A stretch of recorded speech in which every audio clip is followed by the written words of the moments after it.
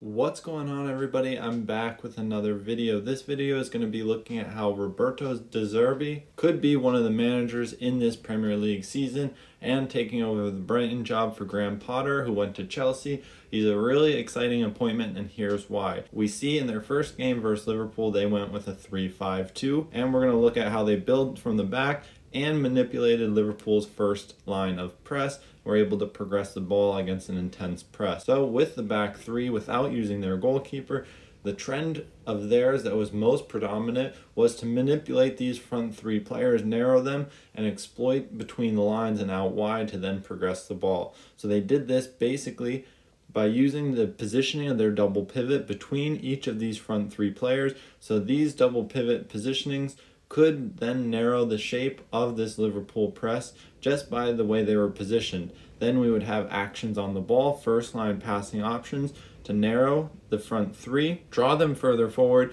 and create free players between the lines and putting the fullbacks in a position where they were unlikely to jump because of how deep the number 10s would go. So now when we would build through the right side, we would then use pinning and diagonality between the central defender and the attacking midfielder on the right hand side, with the wingback advancing, pinning the fullback of Liverpool and creating a strong diagonal passing option through the half space and allowing them to then progress further up the field because of the narrow shape of Liverpool. Now when we would use the goalkeeper, we would have an overload on this left hand side and often use this overload to draw more players to this left side to then progress on the right. So we would see numerical superiority, 3 versus 2, dragging Firmino over to cover one of the holding midfielders to help Jordan Henderson from jumping so they could maintain a man orientation at the back.